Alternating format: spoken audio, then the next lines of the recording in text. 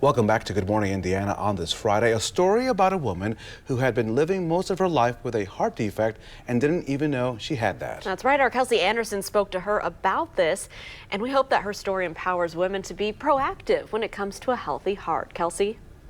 Her journey is just one that we'll be sharing for Women's Heart Health, which is highlighted in the month of February. Be persistent, advocate for your health, and listen to your body. Those are the things Monisha Mitchell learned in her years-long journey to getting a diagnosis. The first symptom I had was when I was 16 years old.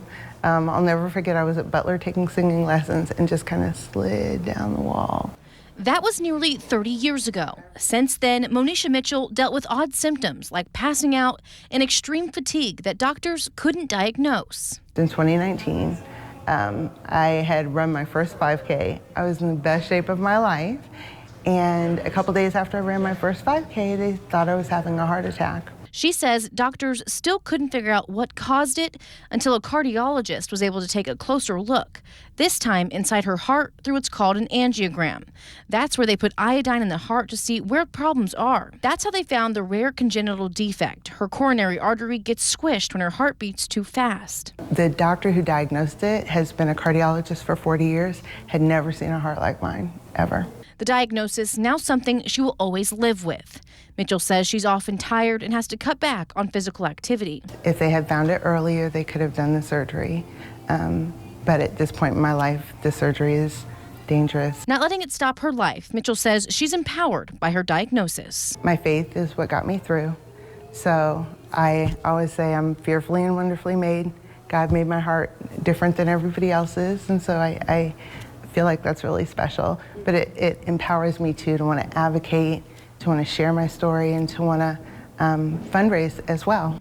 Mitchell is one of 9 women of impact being celebrated over the next few weeks. Her message right now to women is to advocate for your health. Stress isn't always the reason for your symptoms, and to take care of yourself first so you can take care of others. Now, there are many symptoms to look for when it comes to your heart. The most common symptom is chest pain, but women also experience shortness of breath, nausea and vomiting, pain in the arms, back, jaw, and neck, and also extreme fatigue.